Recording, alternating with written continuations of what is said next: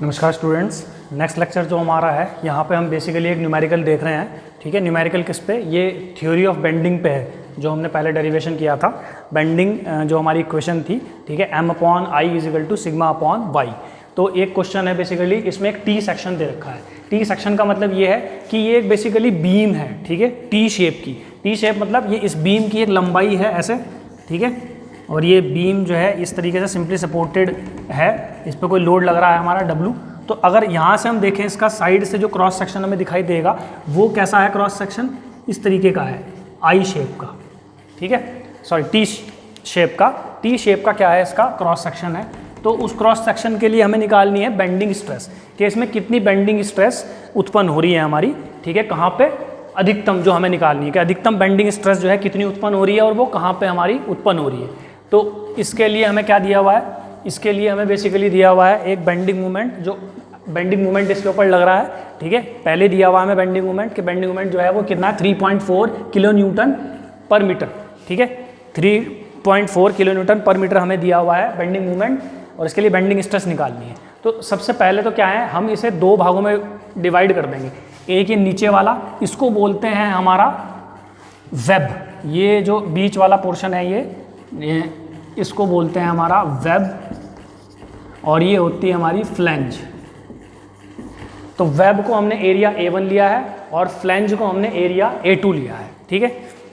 तो एरिया जो A1 है, A1 का एरिया कितना हो जाएगा? देखिए A1 क्या है? एक रेक्टेंगल है, ठीक है। रेक्टेंगल में ये जो है हमारा 50 mm है और ये है हमारा 150 mm, ठीक है। तो इसका जो एरिया हो जाएगा वो हो जाएगा हमारा B × D।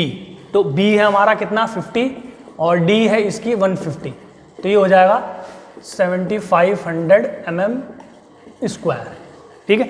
ऐसे ही हमारा जो A2 है, A2 क्या है? ये वाला है रेक्टेंगल फ्लैंज। इस रेक्टेंगल का जो एरिया है वो कितना हो जाएगा हमारा? ये भी 50 और इंटू कितना हो जाएगा हमारा? 150, तो ये भी आ जाएगा 7500 mm², ठीक है। ये दोनों एरिया हमारे आ जाएंगे, ठीक। अब ये एरिया निकल जाएंगे। अब देखिए हमें ढूंढना है इसका सेंट्रॉइड, इस पूरे का टी सेक्शन का हमें सेंट्रॉइड ढूंढना है, यानी कि न्यूट्रल एक्सिस जहाँ से पास हो रहा है। देखिए इनका अपना एक अलग अलग सेंट्रॉइड होगा। ये जो रेक्टेंगल है इसका सेंट्रॉइड ये है, सपोज कीजिए यहाँ पे, ठीक है, और वो जो है हमारा ऊपर वाला रेक्टेंगल, उसका सेंट्रॉइड हमारा यहाँ पे है। तो ये हमने दिखाया है इसका सेंट्रॉइड का G1, उसका जो सेंट्रॉइड है वो हमारा पॉइंट G2 है। लेकिन हमें इस पूरे का निकालना है सेक्शन का, तो वो हमारा कैपिटल G है, जो न्यूट्रल एक्सिस जहाँ से पास हो रहा है। तो हमें इस G की लोकेशन फाइंड आउट करनी है कि ये कहाँ पे है। ये हम पहले किया था हमने मैकेनिक्स में। तो मैकेनिक्स में हमने एक फार्मूला पढ़ा था, y बार = A1y1 + A2y2 upon A1 + A2, ठीक है। अब क्या है कि हम कहाँ से ले रहे हैं? y बार की डिस्टेंस निकाल रहे हैं हम, नीचे से निकाल रहे हैं बेसिस पे।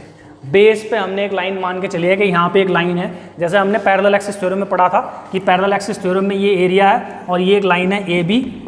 इसके अबाउट हम इसका निकाल रहे थे क्या? हमारा moment of inertia.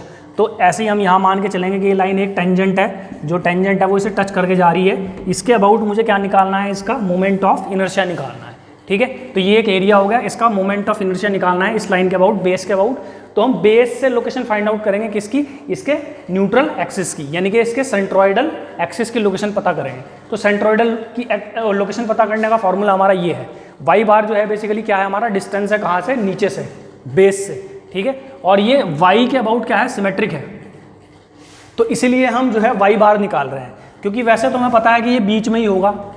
y axis में अगर हम देखें इसे, तो ये बीच में ही तो होगा, इसके सेंटर में। लेकिन हमें ऐसे नहीं पता लग रहा, क्योंकि इस एक्सिस के अबाउट, x एक्सिस के अबाउट ये सिमेट्रिक हमारा नहीं है, x एक्सिस के अबाउट सिमेट्रिक नहीं है। तो इसीलिए हमें y निकालना पड़ेगा कि ये y में कितना ऊपर है, ठीक है। समझे आप बात? यानी कि इस एक्सिस पे तो y एक्सिस में तो ये सेंटर पे होगा ही, y एक्सिस पे, लेकिन x एक्सिस में कहाँ होगा ये हमें पता करना पड़ेगा। तो x एक्सिस में लोकेशन पता करने के लिए हम क्या निकाल रहे हैं? बेस से इसकी लोकेशन पता कर रहे हैं कि इसके बेस से इसकी लोकेशन कहाँ पे है, ठीक है। तो अब यहाँ पे वैल्यूज पुट करते हैं। तो एरिया हमारा कितना है? हमारा देखिए A1 और A2 कॉमन है, A1 और A2 हमारा कॉमन ले लेते हैं। ये 7500 हो गया, अंदर क्या बचेगा? y1 + y2, ठीक है। A1 और A2 दोनों सेम है, इसलिए मैंने कॉमन ले लिए बाहर 7500, और y1 और हमारा y2 कितना है? देखिए y1 क्या है? y1 इसकी लोकेशन है, किसकी? इस हमारा जो रेक्टेंगल है इसकी लोकेशन है कहाँ से? नीचे से, बेस से। तो बेस से जो लोकेशन है हमारी कितनी ऊपर है? ये हमें फाइंड आउट करनी पड़ेगी। देखिए टोटल कितना है हमारा 150, और हमें पता है अगर कोई सिमेट्रिक बॉडी है तो उसके सेंटर में ही होता है, तो सेंटर में ही होगा तो इसका मतलब इसके बीच में होगा, तो यानी कि टोटल हमारा 150 है तो ये बीच में होगा, यानी कि ये कितना होगा y1 हमारा, ये होगा हमारा 75, ठीक है।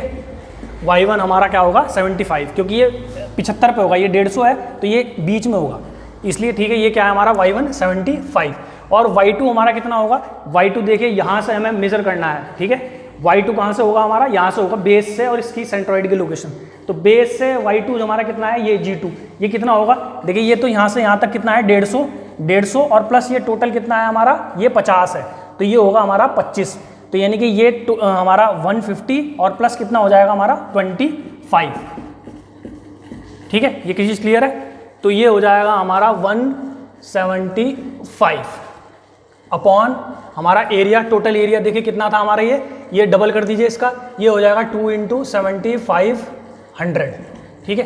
तो इसको सॉल्व करेंगे जब हम, तो सॉल्व करके हमारा जो आ रहा है, ये आ रहा है हमारा 175 mm, ठीक है। 175 mm पे आया है, यानी कि ये जो हमारा पॉइंट है वो हमारा कहाँ पे आ रहा है इसका, ये इसके 175 सॉरी 1 मिनट, ये आ रहा है हमारा 125, ये आएगा हमारा 125 mm, ठीक है। y बार हमारा कितना आया, y बार आया हमारा 125, ठीक है। तो 125 का मतलब ये है कि ये टोटल 150 है तो कहीं यहाँ पे है ये, इसलिए मैंने यहाँ दिखाया है इसे, ठीक है। तो ये हो गया हमारा y बार। देन इसके बाद में हमें निकालना है इसका मोमेंट ऑफ इनर्शिया। तो मोमेंट ऑफ इनर्शिया निकालने के लिए हमें क्या करना है, मोमेंट ऑफ इनर्शिया निकालने के लिए देखिए हमें क्या करना है कि हर एक का हमें मोमेंट ऑफ इनर्शिया निकालना है किसके अबाउट, इस न्यूट्रल एक्सिस के अबाउट, ठीक है। इस एरिया का मोमेंट ऑफ इनर्शिया निकलेगा किसके अबाउट, न्यूट्रल एक्सिस के अबाउट, और ये जो नीचे वाला एरिया है इसका भी मोमेंट ऑफ इनर्शिया निकलेगा किसके अबाउट, इस न्यूट्रल एक्सिस के अबाउट। तो यानी कि अगर हमें किसी एक एरिया का, जैसे ये एक छोटा सा एरिया था, इसका मोमेंट ऑफ इनर्शिया निकालना था इसके अबाउट, तो हमें यहाँ से इसकी डिस्टेंस चाहिए थी, कहाँ से, इस न्यूट्रल एक्सिस से इसकी लोकेशन चाहिए थी मुझे, ठीक है। तो सपोज करो ये वाला है, तो ये वाले की जो है हमें पता होना चाहिए कि इसका खुद का सेंटर यहाँ से कितना दूर है, किससे, न्यूट्रल एक्सिस से। तो देखिए उसकी दूरी कितनी हो जाएगी, ये जो दूरी हो जाएगी हमारी पहले एरिया की, फॉर हमारी A1 के लिए कितना हो जाएगा हमारा, A1 का मतलब ये है कि ये G1 की दूरी किससे, इस न्यूट्रल एक्सिस से, यानी कि G1G, ठीक है। तो G1 × G, अब G1G कैसे निकलेगा, देखो G1G निकालने के लिए हमें क्या करना है, ये है हमारा टोटल y बार इतना, उसमें से इसको माइनस कर देंगे y1 को, y बार में से y1 को माइनस कर देंगे, तो हम क्या लिखेंगे, y बार माइनस y1, y बार हमारा कितना आया 125, उसमें से y1 माइनस कर देंगे, y1 हमारा कितना था, y1 था हमारा 75, ठीक है। तो 75 माइनस करने में हमारा ये कितना आया 50 mm, ठीक है। ये दूरी हो गई किसकी, इसके सेंट्रॉइड की, इस रेक्टेंगल के सेंट्रॉइड की किससे दूरी, न्यूट्रल एक्सिस से दूरी। ऐसे ही फॉर A2 के लिए कितना हो जाएगा हमारा, A2 की दूरी न्यूट्रल एक्सिस से इस सेंट्रॉइड से इसकी दूरी, यानी कि G2 × G, ये जो दूरी है G2 × G।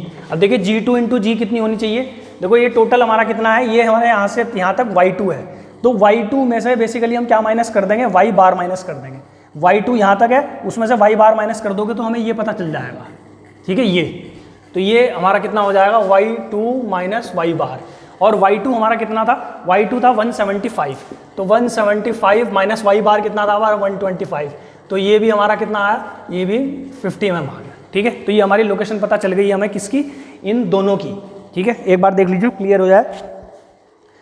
तो ये 50 सेंटीमीटर आ गया। अब हमें निकालना है I, मोमेंट ऑफ इनर्शिया, ठीक है। तो मोमेंट ऑफ इनर्शिया क्या है, अलग अलग निकालेंगे हम, पहले इस एरिया A1 का निकालेंगे, फिर एरिया A2 का निकालेंगे।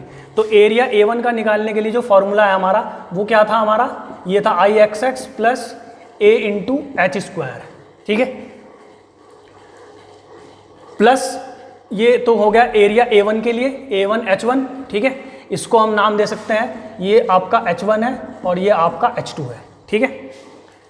तो ये हो गया हमारा पहले का फॉर्मूला, प्लस टोटल कितना हो जाएगा, ये IXX1 और ये IXX2 + A2 × H2 का स्क्वायर, ये टोटल हमारा आ जाएगा, ठीक है। ये फॉर्मूला है हमारा दोनों का, ये इसका छोटे रेक्टेंगल का, ठीक है, मोमेंट ऑफ इनर्शिया, और ये ऊपर वाले रेक्टेंगल का एरिया A2 का। तो अब यहाँ पे वैल्यूज पुट कर देते हैं। देखिए आई एक्स कितना था हमारा, क्योंकि एक रेक्टेंगल है, रेक्टेंगल का हमने पढ़ा था, रेक्टेंगल के लिए जो मोमेंट ऑफ इनर्शिया खुद का आता था वो कितना आता था हमारा, बी डी क्यूब अपॉन 12।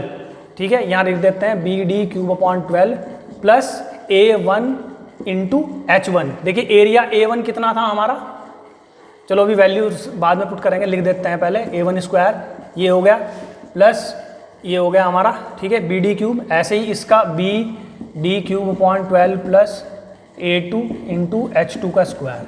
ठीक है, अब देखिए b, इसका b कितना है छोटे वाले का, पहले इस रेक्टेंगल का देख लेते हैं, इसका b है हमारा 50। ठीक है, तो ये हो जाएगा 50 इंटू हमारा डी क्यूब, यानी कि डेप्थ कितनी है इसकी, डेप्थ है इसकी 150, तो ये हो जाएगा 150 का square, sorry cube upon 12 plus A1 कितना है हमारा एरिया, A1 था इसका 7500 इंटू H1 कितना है ये 50, तो 50 का स्क्वायर। ठीक है, ये हो गया प्लस दूसरा जो हमारा है, दूसरे का देखिए कितना है, दूसरे रेक्टेंगल का, दूसरा रेक्टेंगल यानी कि ऊपर वाला टू रेक्टेंगल का b कितना है हमारा, देखिए b इसका अब ये है 150 इंटू इसकी डेप्थ कितनी है, अब डेप्थ ये है इसकी 50, यानी कि 50 का क्यूब अपॉन 12 प्लस एरिया इसका कितना था हमारा, वही सेम टू सेम 7500 इंटू इसका जो H2 है, H2 कितना है वो भी 50 है हमारा, तो ये हो गया 50 का स्क्वायर। ठीक है, अब ये जब आप सॉल्व आउट करोगे तो ये जो टोटल मोमेंट ऑफ इनर्शिया है हमारा, टोटल मोमेंट ऑफ इनर्शिया जो आएगा आई, वो सॉल्व आउट करने के आना चाहिए हमारा, ये आ रहा है हमारा 5312.5 इंटू 10⁴ mm की पावर 4। ये एक बार चेक कर लीजिएगा अपना, आ रहा है कि नहीं आ रहा है। ठीक है, तो ये टोटल मोमेंट ऑफ इनर्शिया आएगा 5312.5 इंटू 10⁴ mm की पावर 4। ठीक है, अब देखिए क्या है कि अब हमें निकालना है मैक्सिमम बेंडिंग स्ट्रेस। तो मैक्सिमम बेंडिंग स्ट्रेस हमने पढ़ा था, क्योंकि बेंडिंग स्ट्रेस यानी कि सिग्मा डायरेक्टली प्रोपोर्शनल है किसके, वाई के, तो मैक्सिमम जहाँ पे होगा वहाँ पे वाई मैक्स होना चाहिए। अब देखिए वाई मैक्सिमम कहाँ पे है, देखो वाई दो आ रहे हैं मेरे, एक तो वाई सी आएगा, क्योंकि देखिए बीम क्या होगी, जब ये इस तरीके से रखेंगे हम इस बीम को, ठीक है, सपोज ये आपकी बीम है, इस बीम को ऐसे अगर ये बेंड होगी तो ऊपर वाला जो फेस है वहाँ क्या होगी हमारी कंप्रेसिव स्ट्रेस होगी, और जो नीचे वाला है देखिए वो क्या हो रहा है, वो फैल रहा है, तो इसलिए उसमें टेंसाइल स्ट्रेस होगी। ठीक है, तो ऐसे ही इस बीम में अगर आप इस तरफ से देखेंगे तो क्या होगा, ऊपर की तरफ जो है हमारी कंप्रेसिव और नीचे की तरफ हमारी टेंसाइल। अगर इसको आप देखेंगे, इसको मान लो इसका क्रॉस सेक्शन, तो इसमें ऊपर की तरफ हमारी कंप्रेसिव, नीचे की तरफ टेंसाइल। तो ऊपर की तरफ कंप्रेसिव है, तो उसके लिए जो वाई डिस्टेंस है, ठीक है, वो कहाँ होगी, मैक्सिमम स्ट्रेस एक तो यहाँ आएगी वाई सी, और एक आएगी वाई टी हमारी नीचे की तरफ। ठीक है, दोनों ही हमारी मैक्सिमम स्ट्रेस आएंगी, एक कहाँ पे, एक टेंसाइल में आएगी, उसको हम नोट कर रहे हैं वाई टी से, क्योंकि वो वाई टी दूर है, सबसे दूर सबसे ज़्यादा स्ट्रेस होगी, और ऐसे ही जो सबसे ऊपर है सबसे दूर, उसको हम वाई सी से नोट कर रहे हैं, यानी कि ये टेंसाइल वाई टी और ये वाई सी कंप्रेसिव। तो वाई टी हमारा कितना है, देखिए वाई टी कैसे निकलेगा हमारा, वाई टी निकाल लेते हैं हम, तो वाई टी कितना है हमारा, वाई टी निकलेगा ये जो वाई बार है, तो ये वाई बार के बराबर ही है। वाई बार कितना है हमारा, वाई बार आया था 125 mm, और वाई सी कितना आएगा हमारा, वाई सी आ जाएगा, देखो वाई सी की डिस्टेंस निकाल लेते हैं, वाई सी की डिस्टेंस कितनी हो जाएगी हमारी, ये हो जाएगी वाई सी की, ये हो जाएगा हमारा टोटल, इसमें से इसकी टोटल हाइट में से माइनस कर देते हैं, टोटल हाइट कितनी हो जाएगी 150 + 50 यानी कि 200 में से ये घटा देते हैं वाई बार। ठीक है, यानी कि 200 माइनस वाई बार, तो 200 माइनस वाई बार कितना है हमारा 125, तो ये आ गया 75 है। ठीक है, तो ये हमारा आ गया वाई सी। ठीक है, अब हमें निकाल लिए मैक्सिमम बेंडिंग स्ट्रेस, फॉर्मूला हमें याद है M/I = सिग्मा अपॉन वाई। तो पहले हम निकालेंगे सिग्मा मैक्स, यानी कि सिग्मा टी निकालेंगे हम। सिग्मा टी कहाँ निकलेगा, जहाँ वाई टी होगा हमारा। ठीक है, तो अब यहाँ पे पुट कर देते हैं वैल्यूज़ को, देखो ये इधर ले जाते हैं हम, तो वाई टी की वैल्यू कितनी हो जाएगी M/I × वाई टी। M कितना है हमारा, M दिया हुआ है bending moment maximum 3.4 kilo Newton पर मीटर। देखिए अब हम चल रहे हैं किसमें, mm में, तो mm ये मीटर में है, तो इसलिए इसे भी हमें mm में कन्वर्ट करना पड़ा होगा, तो ये हो जाएगा हमारा। और दूसरी चीज़ क्या है, ये किलो न्यूटन है हमारा। ठीक है, किलो न्यूटन है, तो अगर किलो न्यूटन रखेंगे तो किलो न्यूटन में आएगा, और अगर न्यूटन कर देंगे तो न्यूटन में आएगा, तो किलो न्यूटन में रखते हैं, कोई दिक्कत नहीं है। ठीक है, इंटू mm को चेंज कर देते हैं, तो 1000 से ये मल्टीप्लाई हो जाएगा, m अपॉन आई कितना आया था हमारा, आई आया था ये 5312.5 इंटू 10⁴ इंटू क्या हो जाएगा हमारा वाई टी कितना निकाला हमने 125। इसको जब आप सॉल्व करोगे तो ये जो स्ट्रेस आएगी वाई टी स्ट्रेस हमारी आएगी कितनी 8,000 सॉरी एक मिनट, ये आएगी 8 न्यूटन पर mm स्क्वायर। ठीक है, अगर किलो न्यूटन में निकालूंगा तो किलो न्यूटन में कितनी हो जाएगी, किलो न्यूटन में हो जाएगी 8 इंटू 10⁻⁻3। ठीक है, क्योंकि 1000 से हमारा डिवाइड हो जाएगा तो ये आ जाएगी 8 या सॉरी -2 आ जाएगी -2। ठीक है, तो -2 8 इंटू -2 किलो न्यूटन पर mm स्क्वायर। अगर न्यूटन में निकालेंगे तो न्यूटन के लिए मुझे क्या करना पड़ेगा, हम इसका स्क्वायर कर देते हैं। अगर ये स्क्वायर रखोगे तो ये सीधा सीधा आ जाएगा। ठीक है, क्योंकि किलो न्यूटन को भी मैंने न्यूटन में कन्वर्ट कर लिया तो 1000 का स्क्वायर हो जाएगा, तो ये आ जाएगा 8 न्यूटन पर mm स्क्वायर। ऐसे ही निकालेंगे हम वाई सी, तो वाई सी के लिए फॉर्मूला फिर से हो जाएगा m/i into Y C. M वही है 3.4 इंटू 10⁻, हमारा टोटल लिख लेते हैं 6 अपॉन 5312.5 इंटू 10⁴ और वाई सी कितना आया था हमारा 75 आया था। तो ये जो स्ट्रेस निकल के आएगी वाई सी ये आ रही है हमारी 4.8 न्यूटन पर mm स्क्वायर। ठीक है, तो दो आंसर आ गए हमारे बेंडिंग स्ट्रेस के, एक हमारी आ गई टेंसाइल स्ट्रेस और एक आ गई हमारी कंप्रेसिव स्ट्रेस। ठीक है।